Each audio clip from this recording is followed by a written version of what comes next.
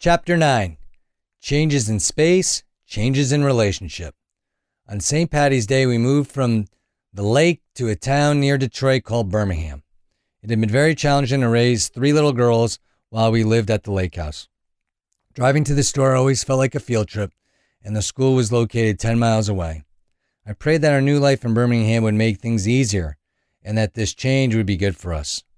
As my goodbye to Lake Michigan, I took a pair of rosary beads, put in my kayak, and pushed this vessel out into the lake. I released the kayak and rosary beads as a gratitude to God and as a way to go showcase my faith in the divine's will for my life, as well as my gratitude for all that I had been given up until that point. I felt that whoever found that kayak was meant to receive it as a gift. Life in the new house wasn't as smooth as I hoped it would be. We chugged away at our real estate business, but it remained a struggle.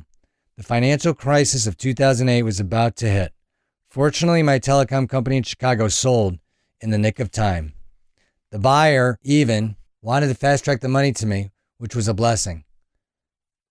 However, when he sent the wire for $5.5 million to my account at Citibank, the bank was on the verge of going under.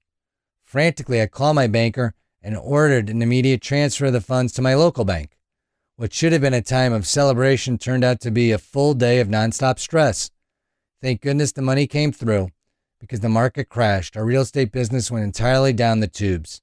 I was grateful I had 3 important things in my place: my family, my commitment to God, and my daily spiritual practice. I reflected back on those times that the voice had been there with me before, and even though I couldn't hear those words now, I knew in my heart that I was still not alone. But it had been 12 years since I last heard the voice, when it had guided me to work with Linda. Why hadn't I heard the voice in all these years? Was I doing something wrong? I communicated daily with God, hoping for an answer.